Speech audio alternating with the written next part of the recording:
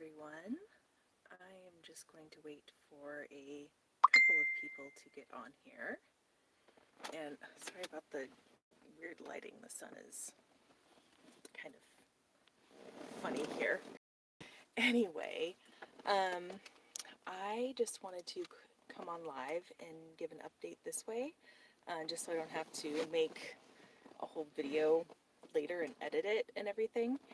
And yeah, I am near the hospital where I got my genetics results today, and I just wanted to get an update on that. And the news is excellent in that regard, anyway, which is really good.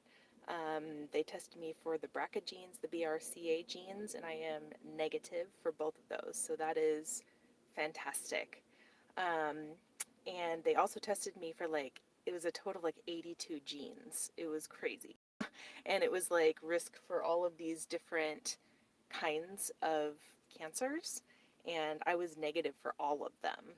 So that does make me having cancer at 35 still kind of strange and unusual, um, but also good because that means that I am not at high risk for other kinds of cancers also, especially like ovarian.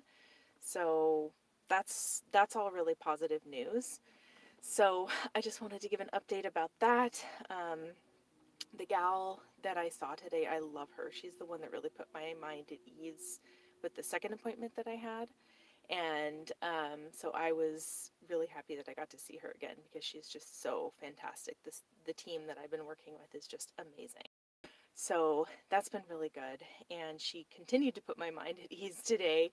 She said that, your surgery's coming up and you're going to just get this thing taken out, and hopefully, knock on wood, you won't have to do chemo, because that's the other thing we're really, really praying for is because I have this estrogen positive cancer.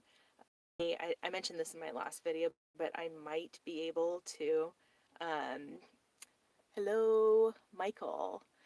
Um, I might be able to just get by with doing surgery and just take the estrogen blockers, and that would be amazing if I don't have to do chemo, especially coming to my other topic here during this enormous coronavirus that is now officially a pandemic according to the WHO. And I'm in the Seattle area, which is kind of the epicenter of it in the United States right now. So if I don't have to be on chemo and become immunocompromised, that would be enormous with the current outbreak that's going on right now, or pandemic as it is officially titled now.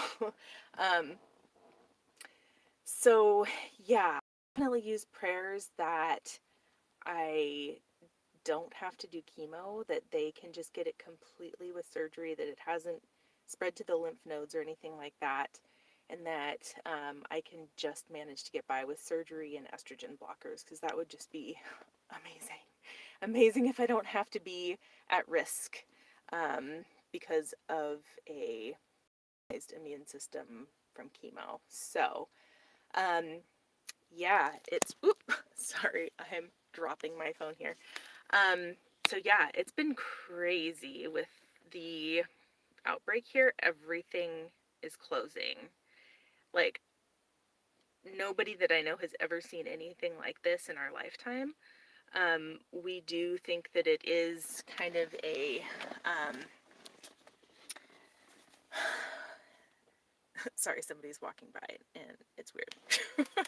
um, so yeah, we haven't seen anything like this in our lifetimes. Like, nobody that I know has. And the thing is that, I've heard some people say like, oh, this is such an overreaction. This is like government overreach, and, that they're closing everything down. And the thing is, it's really not, because it is 10 times deadlier than the flu for people who are elderly and who are immunocompromised. And I might be one of those people if I have to do chemo. So I'm actually really glad that they are taking the precautions that they're taking, because I might be one of those people that it would be benefiting, because I might be at risk for, you know, being at higher risk of having complications if I were to contract it.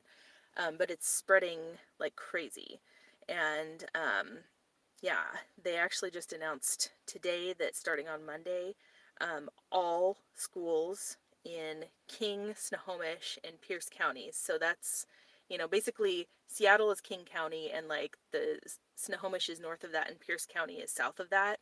So it's basically the whole Puget Sound region is, all schools are closing until April 24th. That's what the governor said. Um, so that's crazy. It's really crazy, and it's impacting the economy. It's impacting so many people, like parents who, don't have any childcare for their kids. It's so hard. And I'm so grateful that that I am able to be home with my kids right now, and that I am able, that we have so much support. You know, our parents, the kids' grandparents, are so supportive, and they're able to help with us. And we're already, part-time homeschooling, and now, for the next couple months, we'll just be full-time homeschooling, and that's a really easy transition for us to do. So I'm really grateful that amidst all of the stressful things that's going on in our lives right now, that those things are not stressful for us, and I'm grateful for that. So, yeah, I guess we'll see what happens. The whole point of doing this social distancing um, is to really slow down. I think a lot of people don't understand this, and the reason is, yes, it's not a huge risk to, people under 40, or people, especially it's not a big risk to kids. Um, the problem is that then those, the younger people then come and infect the high risk people. And it's infecting the high risk people at such high rates that our medical system is not equipped to handle it. So that is why, just to slow the spread of it, because it's going to spread no matter what we do. But instead of just having like this enormous jump in number of people who need critical medical care and it not being available because all of the resources are being used, that is why they are doing all this quarantining, is to slow the spread of it. So I think it's smart. I'm really glad they're doing that. So, but man, this is definitely a crazy time in history right now. Like, we've never seen anything like this, and it's already having an enormous negative economic impact. So, yeah, um, when I just went into my appointment now, I wore gloves and I wore a mask just because I can't afford to be sick. Um, my surgery is in 12 days, which I was going to say. I could use some prayers on the 24th of March, because that's when my mastectomy is scheduled. So if you guys are the praying type, positive vibes, whatever, could definitely use some support that day. But between now and then, like, I really can't risk getting sick and having that be postponed. So I'm taking all the risks. Over the top. I wore the mask, I wore the gloves going into the hospital and everything. And they were totally supportive of that, which was great. Trying to order our groceries online and sanitizing all of our stuff that comes through the door. Stuff that I'm usually not paranoid about. Like, I do standard, stuff for hygiene and washing hands and cleaning things, but like, I'm usually not that paranoid because I trust our immune systems. But in this particular case, I am being much more paranoid and over the top just because I can't risk having my surgery be postponed. So, anyway, so that is the update. And if you guys want to leave any questions, like I said, I still don't have comments, but I will post the replay for this on my community tab. So, and let's see, I'm considering maybe doing a live on Facebook. We'll see, or maybe I'll just link this video. But yeah, that's where you can comment. I've gotten some emails from you guys. I've gotten some messages through Facebook, Instagram. So thank you guys so much. You've been all so supportive, and I appreciate all your prayers. And yeah, I will keep you guys updated with any information as I get it. So we will talk to you later. Bye, guys.